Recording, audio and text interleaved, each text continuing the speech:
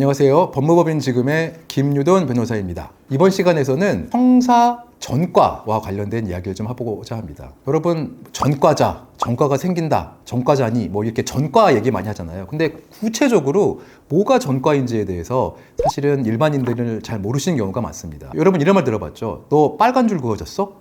그렇죠?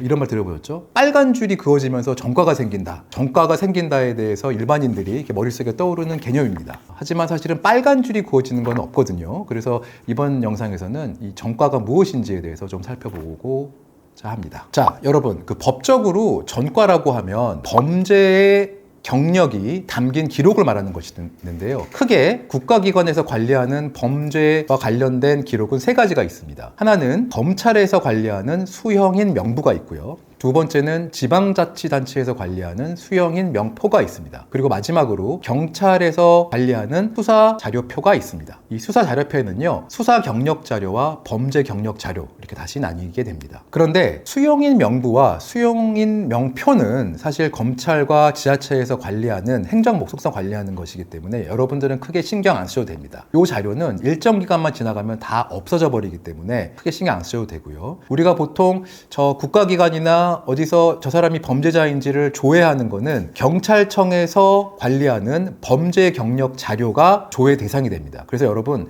전과자인지 아닌지는 바로 경찰에서 보관하는 범죄 경력 자료를 기준으로 판단하시면 됩니다. 간단하게 얘기하면 전과는 범죄 경력 자료에 본인의 기록이 올라 있느냐 아니냐, 이렇게 보시면 됩니다. 경찰청에서 보관하고 있는 범죄 경력 자료는요, 모든 범죄에 대해서 다 적는 건 아니고요, 벌금형 이상의 전과가 있는 경우에만 기재하게 됩니다. 그래서 벌금형보다 낮은 구류나 과징금 이런 처분이 되는 경우에는 기재되지 않고요, 벌금형 이상의 형의 선고가 있으면 범죄 경력 자료에 올라가게 됩니다. 그리고 좀 안타까운 점은 이 범죄 경력 자료에 올라간 기록은 본인이 사망 시까지 없어지지 않습니다. 그래서 기본적으로는 영구 보존된다, 이렇게 보시면 되겠습니다. 범죄 경력 자료와 구분되는 것이 하나 있는데요, 그것이 바로 수사 경력 자료입니다. 수사를 받은 전력 있는 사실이 전부 다 기재가 됩니다. 그래서 기소유예를 받는다고 하더라도 기소유예를 받은 사실 자체는 수사 경력 자료에는 올라갑니다. 하지만 아까 말한 대로 범죄 경력 자료에는 벌금 이상의 형이 선고되어야지 기재가 되기 때문에 기소유예를 받았다고 하더라도 범죄 경력 자료에는 올라가지 않게 되는 것이죠. 기소유예를 받은 사실은 수사의 목적으로서 수사 경력 자료에 남게 되는데, 요거는 수사기관이 수사라는 과정에서 범죄의 유무를 판단함에 있어서 판단 자료 정도로 활용할 수 있습니다. 자, 지금까지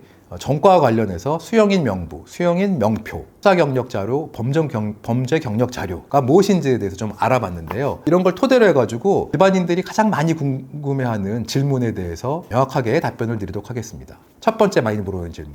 내가 기소유예 처분 받았는데 나 전과자인가요? 아닙니다. 아까 말한 대로 범죄 경력 자료에는 벌금 이상의 형만 기재되도록 되어 있기 때문에 기소유예를 받았다고 하면 전과자가 아닙니다. 두 번째, 이런 질문들 많이 하세요. 나 음주운전 한 번 해서 벌금 받았는데 나도 전과자예요?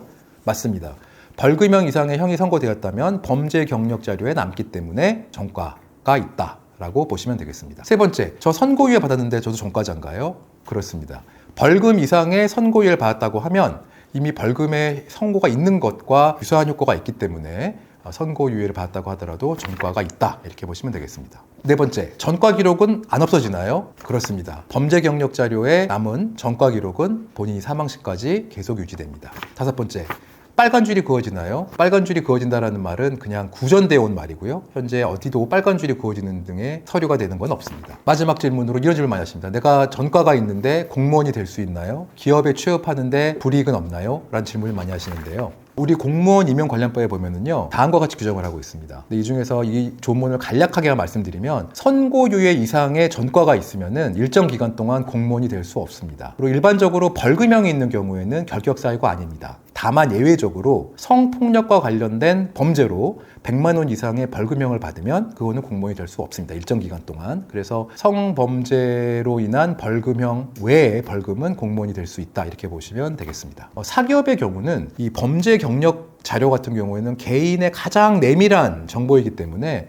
어떤 사적인 기관도 그거를 열람할 수가 없습니다. 사기업은 그거를 열람해서 네가 스스로 열람해서 갖고 와라, 제출해라 할 수도 없습니다. 그래서 원칙적으로 사기업에 취업하는데 전과 기록은 문제되지 않는다 이렇게 보시면 되겠습니다. 다만 아주 일부 예외직, 공무원과 관련된 조항이랄지 공기업 중에서 일부 합법적으로 범죄 경력 자료 조회를 해서 제출하도록 하는 데가 있지만 그건 아주 예외적인 것에 불과합니다. 네, 이상 지금까지 그 전과와 관련된 이야기를 해보았는데요. 이번 영상 도움이 되셨다면 구독과 좋아요 부탁드리겠습니다.